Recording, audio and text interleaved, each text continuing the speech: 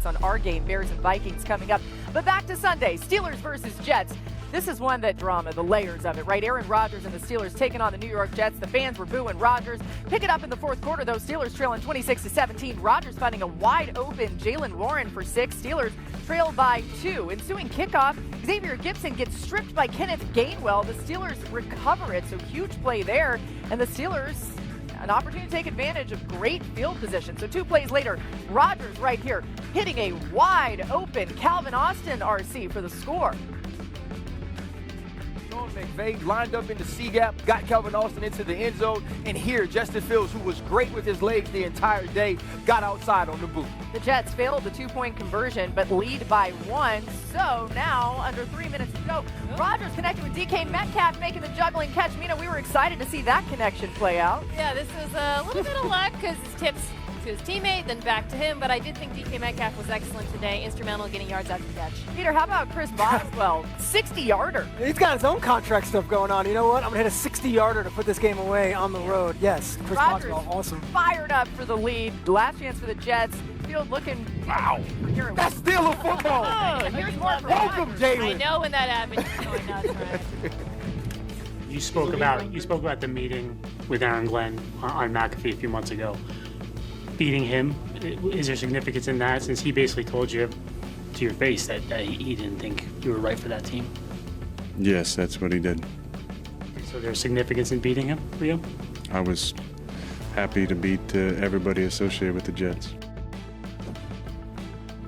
He was trying to keep the little smile away there at the end. It kind of snuck out, though. Mina, what did you make of the Steelers' scheme for Rodgers, though? Yeah, I thought it was excellent because last year the Steelers' offense with Russell Wilson was really boom or bust. Big plays, but a lot of 3-and-outs. What you saw here with Aaron Rodgers was just a very efficient passing attack. He was not pushing the ball downfield very much, very low average depth of target. But when he was utilizing quick game, 2.5 seconds or less, they had a 53% first down rate, which was the best in the entire NFL. What that tells me is that Arthur Smith did a good job of getting his playmakers in space. Yeah. Those receivers did a good job of getting yards after the catch. And then Rodgers was accurate setting them up to get yards after the catch. That is a formula that can win the New York Jets. I'd like to see them get a little bit better at running the football. I think that's something that has to improve. But this passing game with him as the point guard in the offense, it works.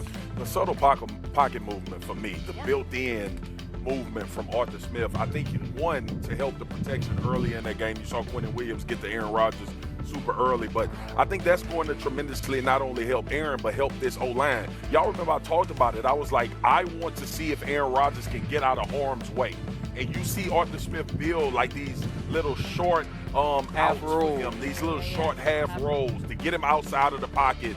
And to your point, RC, you said it, to accentuate the arm that's still really, really live and throwing from all of those different angles. But you could see the flow of this offense. You could see Arthur Smith's brain when it comes to Aaron Rodgers. I don't want to stand him in the center of the pocket a lot. I want to give people things to look at. I want different types of play action where he still can get a half roll after that. I thought it was a phenomenal job by the OC. They got them with that boot with Calvin Austin twice. By the way. I was watching that for a guy. It was a great play call. Yeah, it's just great, and we've seen it from Puka Nacua and Cooper Kupp with Sean McVay and the Rams. But what I love is Omar Khan should be the happiest man in Pittsburgh right now, the general manager of the Pittsburgh Steelers, because not only was it Aaron Rodgers, someone you waited for in free agency, but look at all the trades you made. Let's think about DK Metcalf here. You're going to see him on the screen. Ben Skoranek gets out in front of him. Watch the yards after the catch. This is a defensive end running 4-3 down the football field. And Jonnu Smith, who is essentially the number 2 receiver here, you're going to see him on a jet sweep, even though it's a pass. But watch him get to the corner here. You see the seal by Jaylen Warren, and now we're getting to the pylon. And then Jalen Ramsey, the big-time trade that came over from the from the Miami Dolphins late in the training camp. You're going to see with his eyes back into the field. He's playing a cover 2 corner. Now he breaks on the football, a big hit. When you go out and you trade for these Pro Bowl, all-pro caliber players, you want to see it pay dividends. And to have each of those men go out and contribute the way they did, along with Aaron Rodgers playing the best ball we've seen since Green Bay, it was a huge, uncharacteristic offseason for the Pittsburgh Steelers. RC's nailing it, because this is one of those deals where it can go one of two ways. This could be Steve Nash and Dwight Howard in a Lakers uniform. Are we having fun yet? Like the Sports Illustrated cover. Or it could be what the Rams did a couple years ago when they brought in Odell and they brought in Von Miller. it looks like the latter. And I feel like, to your point, Omar Khan took a lot of heat waiting for Rodgers, and Omar Khan took a lot of heat saying, you know what, we're going to go for Jalen Ramsey. We're going to make this trade. Each one of those guys who came in as new free agent acquisitions or as signings played excellent yesterday, and those new additions got them the win. You guys, Rodgers turned back the clocks a little bit. 3 passing touchdowns from outside the pocket. What is that? Okay, maybe a sign. We're just getting started on NFL Live. We've got a lot more coming your way. And so glad you're with us today. Remember, we are with you. One word for him. Statement. 4 touchdown passes in the building, the team that told you we're good without you. And he let it be known in the post-game press conference, as he just saw. As Stephen A. said earlier today, that is a bad man, and he was ready. It's the first time they scored on an opening drive of week 1 since 2008. They didn't do it at all last season. Rodgers right out of the gates. He was awesome yesterday. Let's see if he can do it for 17 weeks. Yeah, he is back. All right, give me one word for Joe Burrow. Confounding. I think that storyline all offseason was, well, we know the offense is going to score 30, 40 points. Can the defense stop anyone? What was this offense? They had 7 yards in the second half. I know they won. And I know it's a road game and it's division rival and it's Wiles guy, but like that, this is not a competitive team if they can't put up points. This has got to be the hallmark of their team. When you got Jamar Chase and T. Higgins, you have to put the ball through the air. 113 yards and a touchdown. Congrats on the win. Confounding game, though, by Burrow and the offense. All right, give me one word for Tua Tagovailoa. Concerning.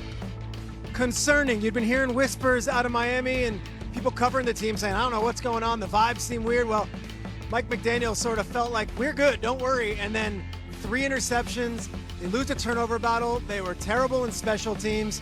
They fall behind 27-0 at one point. This is very concerning, considering they paid Tua big money a couple years ago, and last year they didn't make the playoffs. Yeah, things not looking good in Miami, as it was in Baltimore as well. Give me one word for Lamar Jackson. Christine, this is unfair. Lamar Jackson was awesome yesterday. He deserves better than what happened in this game. We're showing the Josh Allen B-roll, but that's the end of the story. The beginning of the story was Lamar Jackson did everything you could possibly do and still lost. Didn't get a chance at the end.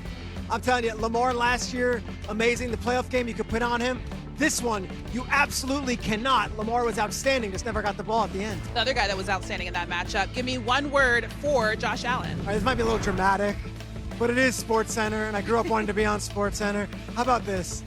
Destiny. This is the stuff that's destiny. This is how you win week 1 when it's a Super Bowl season. This is how you win week 1 when it's the last year ever in that stadium. This is how you win week 1 when all eyes are on you to be the guy, and then you say, you know what? With my back against it, down 40-25 with 3 minutes left, give me the rock, I'll do it. This feels like the first of many, many weeks where we're going to see Josh Allen rise above. It's a season of destiny in Buffalo. I predict them to win the Super Bowl, and I think this is the perfect way for them to start it off. That was very beautiful. I like the word destiny. A lot of people also already saying MVP. Yeah, is it too soon? I don't know. Maybe I don't it's know. September. Maybe it's just 1 week. It's totally fine. Peter, thank you. Here's one of the quarterbacks playing tonight. In his own words, Caleb Williams sat down with our Courtney Cronin. You were here when Ben Johnson was hired. Roma Dunze has talked about how complex this scheme is. It's just how complex it looks for the defense. And then when you get into the offense, Ben said it before, it's trying to make everything look the same but be different. What tools do you use to gauge success of that? I've set goals for myself, and that's making sure I get all 11 guys moving on the same pace at the same time. When I snap the ball, going through our reads, seeing the defense, and having confidence going out there and deliver the ball. Can't wait to see the rest of that interview. Monday Night Countdown, Soldier Field. Getting us started for our Monday Night Football debut. Monsters of the Midway back in the day. What a great place to watch a Monday Night Football game as we are getting closer to counting down. 6 p.m. Eastern, Monday Night Countdown gets the fun started. Don't we just love that it's Monday Night Football NFC North editions? We're going to talk the Vikings side of it with Vikings fan and actor Josh Duhamel. Josh, thanks for joining us.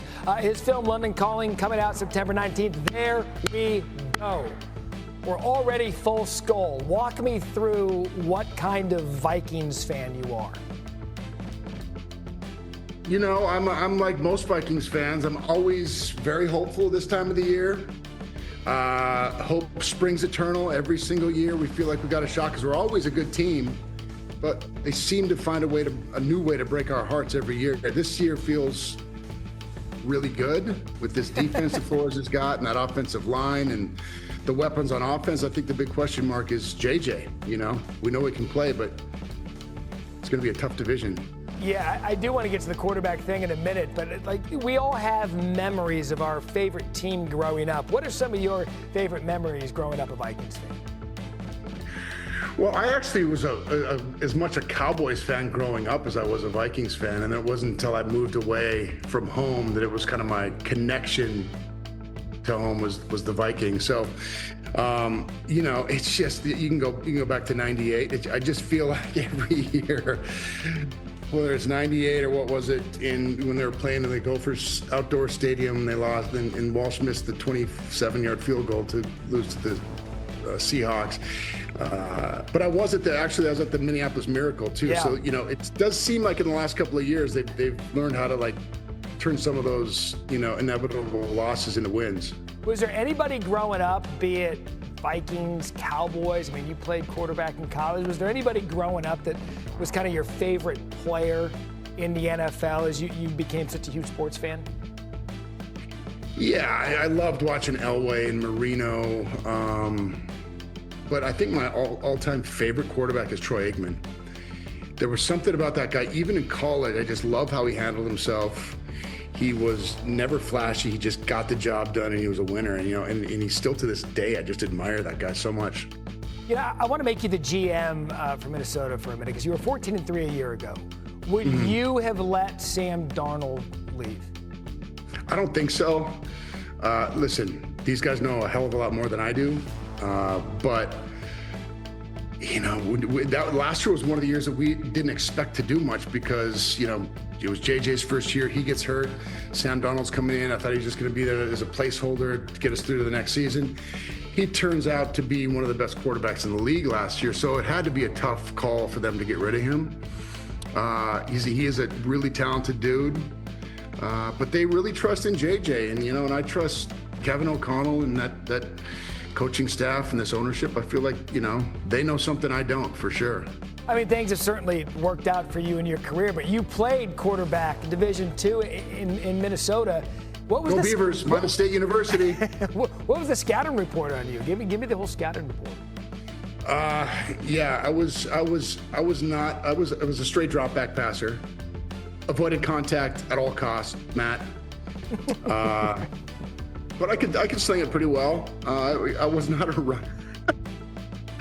I was not much of a runner. I was a traditional drop back, statuesque type quarterback, if I'm being blatantly honest. Look, you know, back in the day, I would have told you I was going pro, and then I realized quickly that I wasn't anywhere near good enough.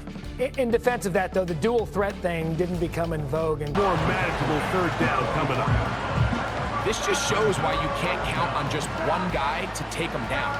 He's a powerful enough runner. You gotta have guys coming in support when that first hit is made.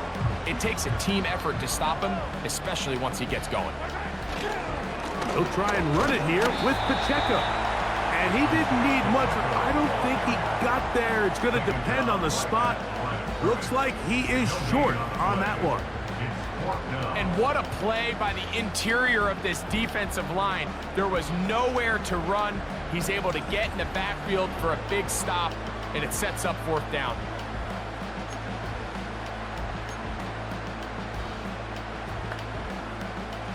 It's too long for a field goal. They'll go for it here on fourth down.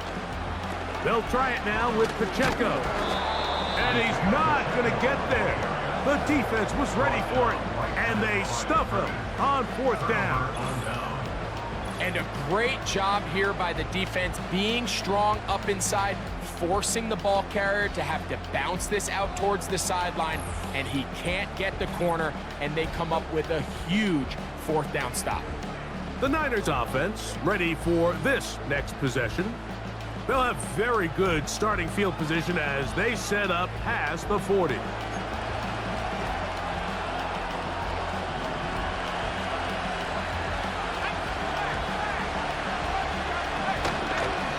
They'll run with McCaffrey to start this drive. The ball comes out.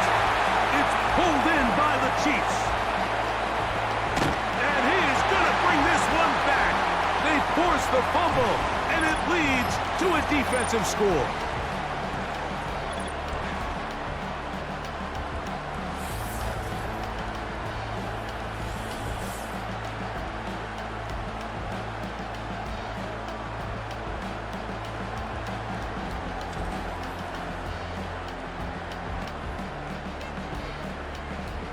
And Butker on for the extra point.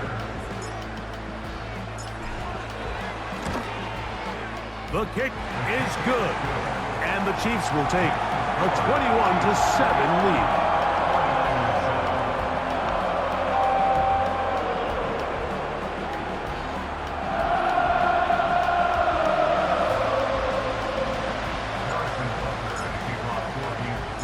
So now it's Butker following the touchdown to send this one away. From the 6, here comes a return. Get across the 20, mark him at the 22-yard line. Here's Christian McCaffrey and the 49ers offense coming back onto the field. They trail by 2 touchdowns, so the time is now. Got to get that rally going. It starts with 1st and 10.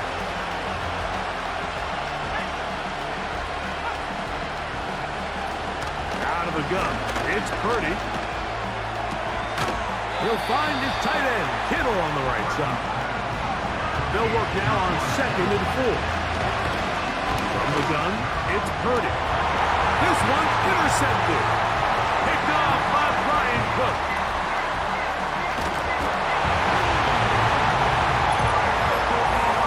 And they extend the lead. The defense joining the party. A pick 6 for a touchdown. Greg, they are extending this lead out. Yeah, now you've just seen both sides just make their impact felt here in the first half. The offense has done their part, and now it's the defense that is able to capitalize on the turnover and take it all the way back for the pick 6.